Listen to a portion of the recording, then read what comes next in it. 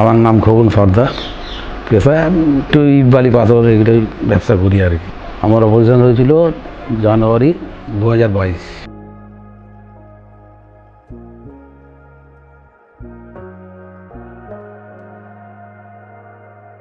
আমি খেতে পাচ্ছিলাম না, ঠিক আছে, খেতে পাচ্ছিলাম না। তারপরে মাঝে মধ্যে বমি টমি হতো, আর তখন আর শরীরের কোনো নেই।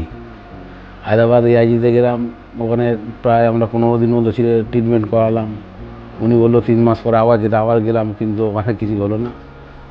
তারপরে ওখান থেকে আমরা চলে আসলাম আবার বাড়ি থেকে এখানে অ্যাপেলোতে গেলাম। মহেশ গোয়েঙ্কার আন্ডারে গেছিলাম, তো উনি ডক্টর রামদীপ রায়কে করলো। আর উনি তো আমাদের বললো যে আপনার যা লিভারের কন্ডিশন আছে আর কিছু করা যাবে না, লিভার ট্রান্সপ্লান্টের দিকেই যেতে হবে। আমি তো ভাবছি আমি আর বাঁচবো না, এটাই আর কি, যে শেষ চেষ্টা করে। আমার বাড়ির সবাই, আমি তো তখন অসুস্থ, বাড়ির সবাই চেষ্টা করে আমাকে আর কি ফিরিয়েছে। আমার ছেলেও লিভার দেওয়ার জন্য রেডি হয়ে গেছিলো, যে কোনো কারণে আমরা পেয়ে গেছি ক্যাডে লিভার।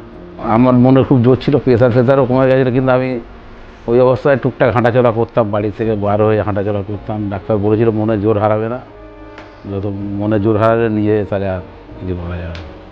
তারপর স্যার বললো, ওইটা হসপিটাল থেকে বললো আপনারা সরকারি একটা ফর্ম ফিল আপ করতে হবে, সেটা করলাম।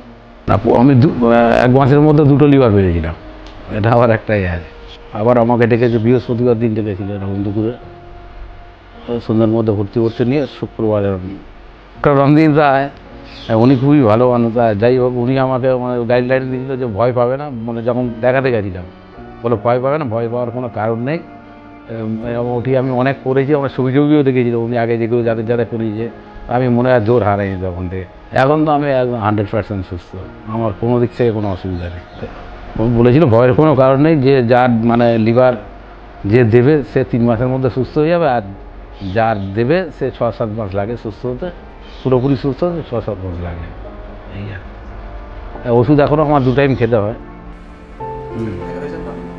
হ্যাঁ, 4 মাস অন্তর যাই বাড়ি থেকে। ওই স্যারের লোক আছে, উনি ব্লাড ফ্লাড নিয়ে যায়, ও রিপোর্ট দিয়ে দিলে আমরা এই রিপোর্ট নিয়ে আবার স্যারের কাছে দেখাই,